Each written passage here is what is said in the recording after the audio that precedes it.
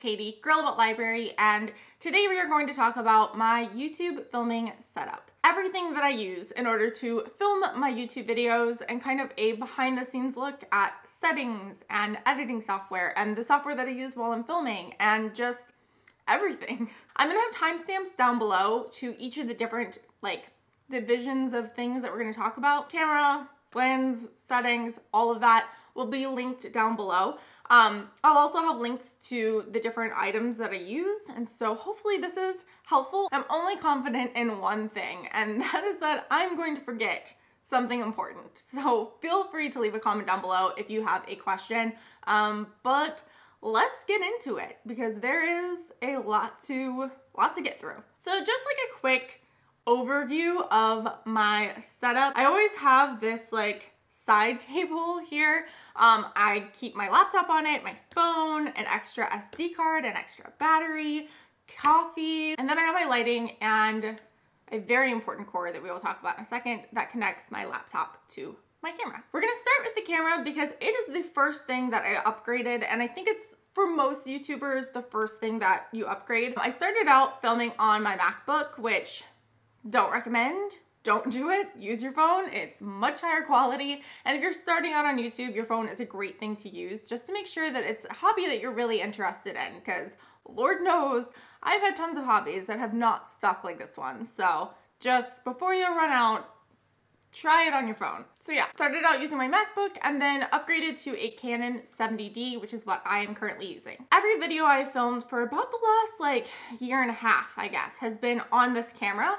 They have not all looked the same, and there's a good reason for that. I did not know how to use this. I had no idea. I watched a ton of YouTube tutorials. I looked at other YouTubers and their kind of look, their aesthetic, and tried to copy that and failed 100 times. But the important thing is just to know that you can experiment with your settings, and I think that's really important to do. It's the only way that you're gonna learn. It's the only way that you're going to be able to make your videos look better is if you try different things. So having a DSLR camera is huge. It made a huge difference as far as the quality of my video, especially starting with my MacBook. That's just a small part of why videos look the way that they do. The lens. The lens that I use is a 35mm lens with an f-stop of 2, which has to do with the background, and we'll talk about that during settings. I'm using the old model of this lens, and I think it's great. The only difference between the old model and the new model is that the new model has a silent focus feature, which is amazing. If you are someone who likes to stand up during your YouTube videos, if you want to be able to move around a lot, you're gonna want that feature. I like sitting and I like not moving, so I don't really need that as much, but yeah, that's the difference, and I'll have both of them linked down below. Filming, settings, and software. This is where it's at, guys. This is why two people who have the same camera and are using the same equipment don't necessarily have videos that look exactly the same. My best friend in all of that, my ride or die, I would not film without this, is a micro USB cable that connects my computer to my camera. I need this because I film on manual, and so in order for me to make sure that I am constantly in focus, that my lighting is right, that my white balance is right, all of that I can do because of a software program that comes with Canon cameras.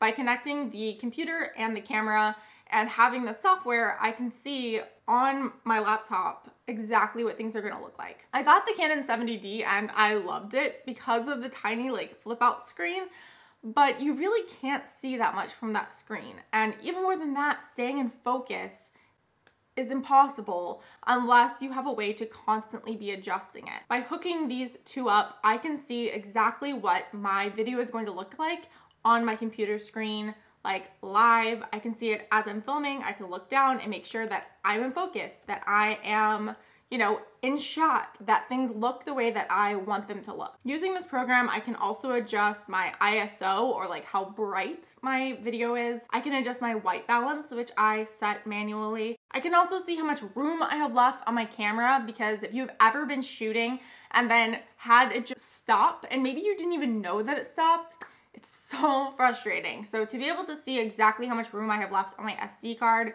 again, is super helpful. The reason why I chose for all of this to be set to manual is because I'm constantly pulling up book covers, The lighting outside is going to change, and so anytime your camera senses a new color, it adjusts the white balance to that color. It adjusts the exposure to that color. And so especially when you're bringing up a book that has a white cover, you're gonna see everything change if you're set to auto. And that is super frustrating. Your settings are not gonna be the same as mine, but I think this is a good place to start. And again, feel free to experiment, because that is how you're going to learn what looks best to you. I'll also link a video down below that helped me a ton when I was experimenting. He goes through the steps of like what things to adjust and in what order. And so I will link that video down below for you to use. But yeah, experiment, do not be afraid. Know that some of your videos are gonna look weird, and that's just part of the game. But if you use a Canon camera, definitely check out getting a micro USB cable and connecting it to your laptop. Oh, lighting. I have the nightmare situation when it comes to lights, honestly. On one side of me is a giant window, like it's our balcony. And then on the other side of me is a Cowboy Studio light that I purchased off of Amazon. I only use the one light to balance out all of the light that's coming in through that window. It's the only setup that I could use with this room. And so you use what you got. Depending on the room that you're filming in and, you know, your house or your apartment or your dorm, wherever you might be, this is the thing that like is just, to me, it's the hardest part. There's no setting that is going to cancel the fact that I have a huge window on one side of me. Like, there's just only so much you can do. I'm also not willing to sacrifice natural light. I like the way that it looks, and so I don't want to film like just with artificial light. Even though there are some people who do it and it looks amazing, I prefer natural light. I also have a setup that has to be collapsible. It has to all fit into a closet, and those giant soft boxes don't do that as much. It's quick to set up. I really like the Cowboy Studio lighting. The biggest thing for me as far as lighting is really exposure and not being overexposed, and making sure that if, you know, additional light comes in through the window, like while I'm filming. If you start filming at 10 o'clock and you stop filming like at noon, there's a lot of changes in where the sun is in that time. If you're using a DSLR camera, you have a sliding scale that you can see that shows you the exposure on your video, and you really want that to be as close to 0 as possible, maybe a little above, just because brighter tends to do better on video. Also, you want the lighting to be like as even across your face as possible so that you don't have any unnecessary shadows. But again, this is not like, lighting is not my thing. I use a Rode Mic Pro for my videos, and I just recently started using this, but I wish I had started using it sooner. You know, like some things in videos when you're filming just like get under your skin, and the sound quality of my videos was really starting to do that for me. Like I said earlier, I film on a Canon 70D. It is great for video quality. It is terrible for audio quality. Basically, inside of your typical DSLR camera, you don't have very much of an amplifier. And I like to be relatively far away from my camera. In order for you to be able to hear me, my camera amplifies the sound, but it has a terrible amplifier. And so instead of just me getting louder, you also get like ambient noise and interference and just like that shh sound. That gets louder too. The Rode Mic Pro has an internal amplifier, and so that is what increases the volume. It also has a bunch of other technical stuff that I don't understand, but it's great. I don't like 100% know how to use it. I actually had a video recently where like the audio just like slowly declined to nothing by the end of the video. Hopefully over time I'll get better at using it. But for right now, I really like it. It does make a huge difference, I think, as far as audio quality. The other microphones that I tried using didn't. I tried 5 different microphones before I landed on this one because I wanted to try some cheaper options. But really at the end of the day, the audio quality as far as coming out of my camera all came down to the amplifier, and none of the other microphones I used had an internal amplifier, so they didn't fix the problem. So yep, that's what I use and recommend it. It's great. Tripod. This is the least interesting part to me of videos. I use the Amazon Basics tripod. I'll link it down below. It works. I mean, really, I think the most important thing with your tripod is making sure that it is balanced. With the software that I use on my computer, I can see whether or not my shot is balanced, and especially when you have bookshelves behind you that have straight line shelves, if they're slightly off, you're gonna be able to tell. And so I think that that's like the most important part with your tripod. But yeah, I use the Amazon Basics one and I think it works good. Editing software.